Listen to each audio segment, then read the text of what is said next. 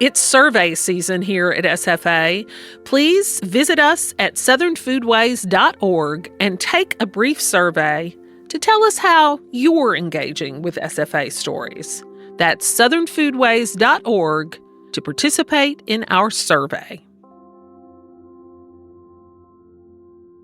From fritters to salad, conch is an iconic part of Key West cuisine, even though it hasn't been legal to fish for it on the island in decades. That piece of the Keys' culinary heritage originated in the Bahamas, which closed its conch exports in 2022, partly to ensure they don't someday share the Keys' fate of loving a creature into endangerment. The story of conch is one of culture, identity, and a web of people around the Caribbean employing creative solutions to keep the marine snail around for years to come. I'm Melissa Hall. You're listening to Gravy. Gravy. Gravy. Gravy. A production of the Southern Foodways Alliance. Gravy tells the stories of the changing American South. Adwoa Gyimah-Brempong takes us to Key West, where conch is always on the menu. They're so damn cute if you look at their face. When you hear the word conch, you probably think of the shell. Put it to your ear and hear the ocean. But before a queen conch shell held the sound of the sea, it was home to a snail, a little bigger than my fist. And the most striking part of a queen conch is its eyes. You know, if you take them out, they'll actually come out of the shell and they'll reach out and, you know, you could see their very interesting, odd, almost alien-like creature, you know? They look like they're from another world. Chef Martin Liz is from Key West, where conch is a way of life. That's true in most Caribbean countries.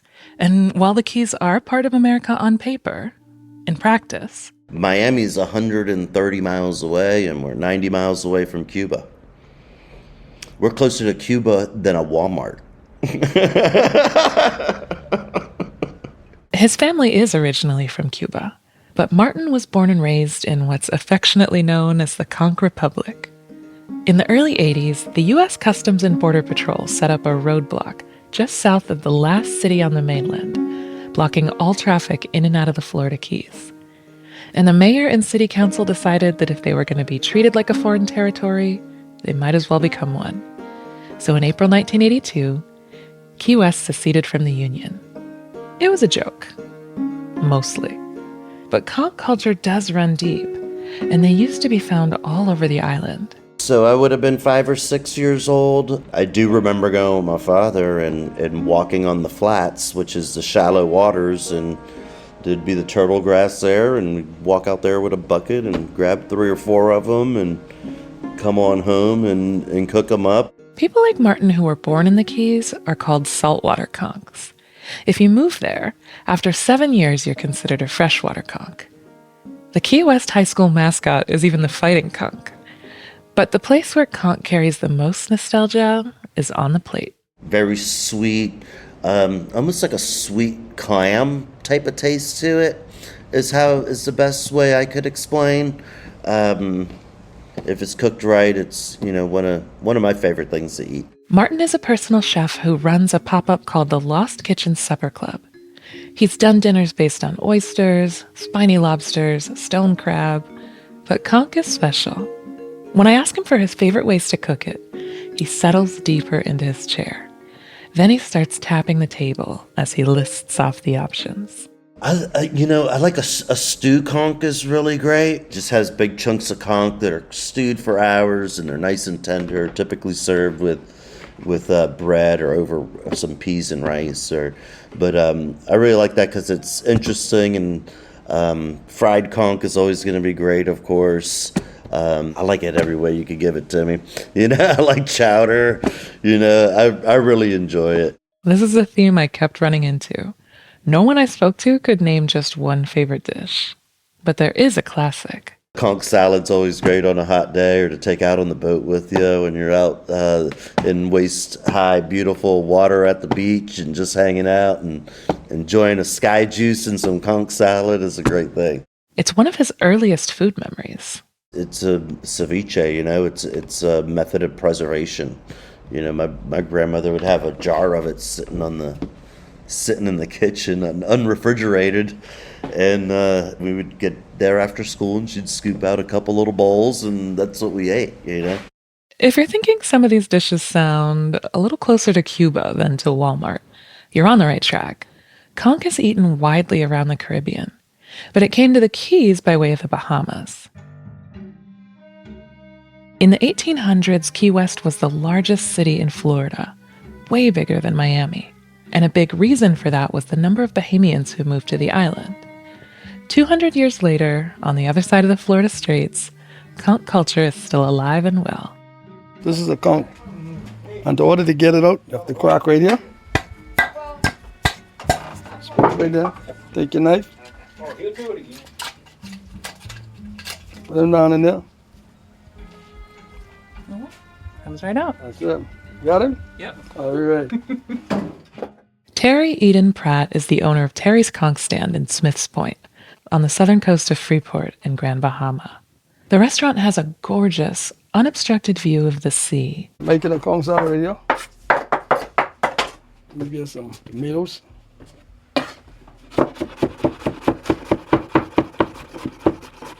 Terry's showing me how to make conch salad as other customers chat in the background. You cut it like this. This is the way I do it. So it'll be much easier, you know. So you're cutting it kind of in slices, long ways. So when you cut it, be more tender. Like most snails, the conch would prefer to stay inside its shell. To get it out, you have to crack it and sever the muscle that attaches it to the shell. Then you can gut it, skin it, clean it, and start slicing it, all of which Terry does fast. Put some green peppers in there. He adds in the classic ingredients. Get some lime and then, you know. Lots of lime. Yeah. Make sure it's right. I ask him to hold the onion. Put a piece of orange. Plus, if you don't want it too sharp, the lime, you neutralize it with this orange. Bring it down. Some salt.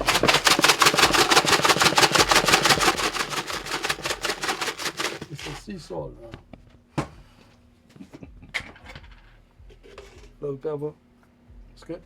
That was like 6 minutes from bucket to serving. It's the first time I've tried conch, and the taste is hard to describe. It's muscular, but tender. Somewhere between a scallop and calamari, and also entirely its own thing. The tang of the citrus and salt, the coolness of the tomato and the heat of the peppers is a balance of flavors I'm still thinking about weeks later. And they're incredibly high in protein. Conch is gorgeous, nutritious, and abundant. I could see how you could build a life around it. And a lot of people do. There are more than 9,000 queen conch fishers in the Bahamas. Many of them live in West End, the oldest settlement on Grand Bahama and the island's official capital. My name is Michael Moxie. I'm from West End, Grand Bahama. I met Michael on a windy day on a long stretch of road overlooking the sea in West End. He's hanging out near a stand with a dazzling pink selection of conch shells plucked from a massive pile along the pier. For a lot of the year, Michael runs shark diving tours. But in this season, he's focused on his own fishing. I love going out in the boat. From a child, I always was excited about going in the boat. Once I know I'm going out in the boat, it's a good day. I get up in the morning, I get excited, I get my breakfast and stuff. I don't eat my breakfast on the land. I literally eat my breakfast as the boat moving. Like most Bahamians, his memories of conch go way back. From a childhood, my dad taught me how to break out a conch, clean it from a little boy. I used to do that to get my lunch money every Saturday. Fishing conch has changed a lot since then. It has been a real decline on the real actual adult conchs. So the juvenile conchs right now are coming in more and more because of the distance you have to go for the adult conchs. So right now we go at least 27 to 30 miles for the adult conchs. And a lot of guys don't have the boats to put into that distance. The Keys and the Bahamas share more than recipes. They face the same ecological pressures, get hit by the same storms. Michael is about the same age as Chef Martin, and the abundance of conch that they each grew up with is fading into memory.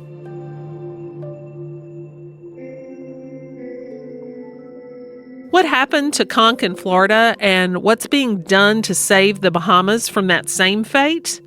All that and more after the break. But first... Maker's Mark bourbon is aged to taste in Loretto, Kentucky.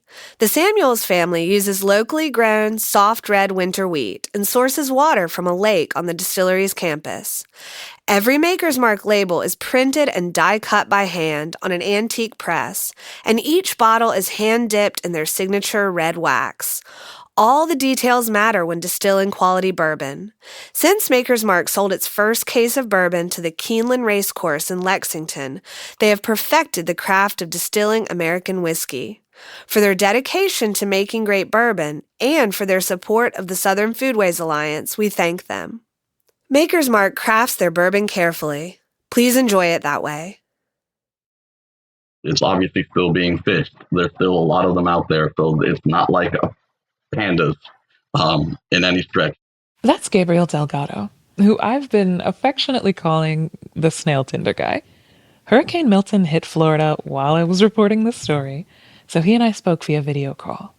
Gabe's actual title is Associate Research Scientist at the Florida Fish and Wildlife Conservation Commission.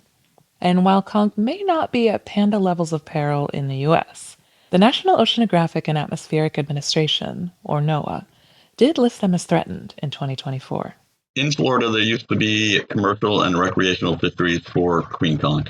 However, because of overexploitation, the commercial fishery closed in 1975, and the recreational fishery followed suit in 1985. And the recreational fishery was closed at the request of the local citizens. It was a grassroots effort to close the fishery because they were seeing the declines themselves. People thought that after a few years of closed fishing, the population would bounce back. It's a common fisheries management practice. But in the case of conch, it has now been, if I'm doing my math correct, almost 40 years. And while the populations have recovered, they have not recovered to the point where it could sustain any fishing pressure of any magnitude. Part of the problem is that they do move at a snail's pace, reproductively speaking. It takes them about 4 years to reach sexual maturity. And once they get there, pickings can be slim. They have density, what we call density-dependent reproduction. They have separate male and female sexes. The males have to copulate with the females to transfer sperm. And so if you reduce the population to low enough densities, they have trouble finding each other. And I like to use the human equivalent, or analogy, I should say, of if the last man's in Canada and the last woman's in Australia, they're going to have a hard time finding each other. And that's where Gabe's mollusk matchmaking skills come into play. Conch populations in Florida right now are kind of like groups of awkward teens at a high school dance. In the Florida Keys, there are two distinct subsets of the population. There's those that occur near shore. And what I mean by near shore is if you go wading off into chest-deep water, if the habitat is correct, you are going to find queen conch there. And then there are conch that are found offshore, about 7 to 8 kilometers on the reef tract. Those are the breeding aggregations. That's where all reproduction occurs. After Hurricane Irma in 2017, Florida's conch populations dropped precipitously. Gabe and his team wondered whether they could just transplant nearshore conch out to the breeding aggregations in deeper waters. They gave it a try, and so far it's working. Florida's conch habitat restoration is still a work in progress, but in the Bahamas and elsewhere, conch is at the heart of many communities. I think there's somewhere between 30 and 36 different countries in the Caribbean, and you have different languages there. You have, of course, English speaking, you have Spanish, you have French, you have Creole, you have Dutch, and so it's a very diverse cultural region of the world, but the common language is conch. Megan Davis is director of the Queen Conch Lab at Florida Atlantic University. In the seagrass beds, conch is kind of a rock star. So the conch are grazers, and it cleans the seagrass beds just like a little Hoover vacuum cleaner, cleaning up all the little particles. And we also consider it sort of like a bioengineer species. As they clean the epiphytes from the seagrass beds, the sun then can come in and help with photosynthesis because the plant has more exposed to the sun. And as we are aware, the seagrass beds also are a carbon sequestration area, which is really important in climate change. But Megan also loves conch for its own sake. When you just see it on the bottom of the ocean, you'll find seaweed growing on it and sponges growing on it, and it's so camouflaged. But then you pick it up and you turn it over, and it's like immediately you look at this incredible color that it's been able to form because of the carotenoids in the algae that they eat, just like the pigments from the flamingo, why the flamingo is pink, right? It's almost like romantic in a way when you see a conch, because you can't believe that there's a species that is this beautiful. And then when you pick up the conch and it comes out of the shell, it doesn't come completely out of the shell because it's in there and its muscle is attached. But it does come out to peek at you, especially if you're a conch whisperer. And you Wait, what is a conch whisperer? That's the one that says, "Hey, conch, I want to see you today. Come on out." If the words academic lab conjure up a sterile location of white coats and hushed voices, think again. The Queen Conch Lab is like Willy Wonka's chocolate factory, but for mollusks. There's a room full of giant tubes of algae bubbling in the sun, and tubs of seaweed and sea vegetables growing in gently flowing water outside. The room we're in now is a little like the inventing room, only instead of chocolate, these vats are filled with gastropods. One consequence of the species' protected status is that American researchers have to jump through some extra hoops to work with queen conch. So at the moment, the lab is working with milk conch instead. They're a little smaller, with inner shells that are white instead of pink, and all of the ones here have dairy names. I really thought Megan was kidding about the conch whisperer thing, until... Do you want to meet Buttercream? Yes. So Buttercream's my favorite. They're all amazing, but she's very beautiful and unique, and she has a very thick lip here, which shows that she's a little bit older, because as the older they get, the thicker their lip gets. So, okay, Buttercream, come out. They like it when you speak to them, like when you use your conch voice, like a baby voice. And sure enough, Buttercream glides right out to see who's at the door. She's very friendly. Hey, Buttercream. Amanda Matthews, who's the Queen Conch Lab's research and education coordinator, tells me that Buttercream's role is to help them understand conch reproduction. She's very popular with the male conchs. She lays a lot of eggs, mates a lot.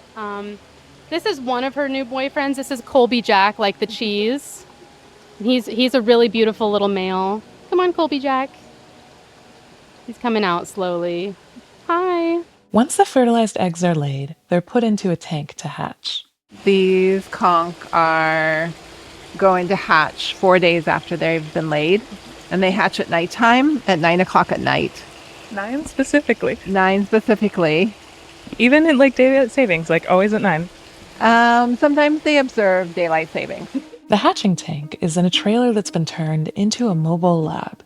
FAU has 8 of them so far, but Megan envisions one on every island in the Caribbean. And this isn't farm-to-table aquaculture. It's farm-to-reef. Repopulating seagrass beds can help support the fishers and the habitat. At the mobile lab in Grand Bahama, aquaculture technician Christian Maury shows me the next step of a conch's journey. So you're basically looking at where the magic happens, as I like to say. He shows me their hatching tank, and then takes me over to where the baby conch have started to grow. They're so small, maybe the size of a barley pearl. I'm kind of awestruck. There's one on the seagrass Oh, blade they're hill. tiny. If you look here, there's one right there. So these guys are about 2 millimeters big. Uh-huh. And that's the shell they're going to have their whole life. Yes. Wow. Driving around Freeport, you see these giant tree trunks sticking up out of the thatch palms. No foliage, just a bleached, bare trunk. They're everywhere on the island, and I didn't understand until we got to the mobile lab, and I saw the high water mark from Hurricane Dorian. 9 feet. In 2019, Grand Bahama was swallowed by the sea. The damage to the island was immense. There are more than 300 people confirmed dead or whose fate is still unknown. And a lot of boats were destroyed, which is part of what Michael Moxley was talking about when he said that people are bringing in juvenile conch. Some of the overfishing is because people no longer have a big enough boat to get to deeper waters safely. Rebuilding Grand Bahama isn't just about homes. It's also about ecosystems.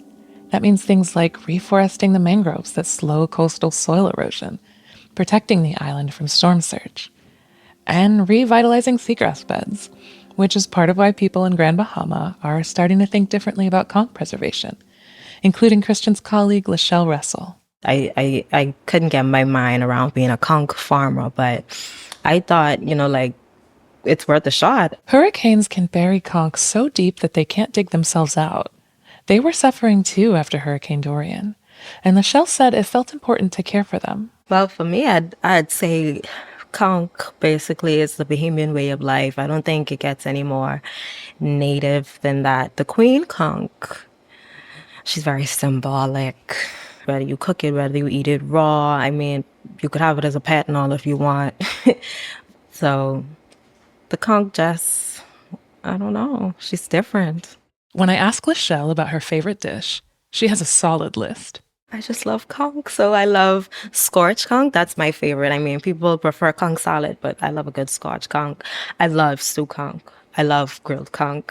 I love cracked conch. So, I mean, if I feel in conch, I just have to sit down and be like, how do I want my conch prepared today? Do I want it raw? Do I want it hot? Do I want it cold? So I have to go down the list of how I'm feeling that day, and then that helps me decide, okay, what type of conch I can eat today. I also asked her what might surprise people about conch. When people think about conch, they don't think about the animal itself. They think about, food and other ways that we could use it. So, I don't know. We could say conch are friends and not food. I don't know. I really don't know. After you just told me all the different ways you like to eat conch. Yes, but you could be a delicious friend too. You don't just have to be food. The one person whose answer surprised me was Megan Davis. What's your favorite conch dish? Well, honestly, I don't eat very much conch anymore. I've become so close to the conch. Like, sometimes I feel like I'm a conch. This strange-looking creature with the curious eyes has a network of fierce protectors across the sea where it makes its home. Megan says sometimes she feels like a messenger for the beautiful pink alien she fell in love with years ago. Being able to come into the islands and share my knowledge, which I've gained over the last 40 plus years, to me, that's where I get to shine and impart that knowledge so that they have it forever. And that's my goal, because I am in my legacy years. And my goal is to make sure that as many people in the islands know how to grow conch so that there'll never be a time that you couldn't replenish the population. And when I say replenish, I mostly mean the mothers and the fathers of the conch, because if we have them, there's a lot of hope.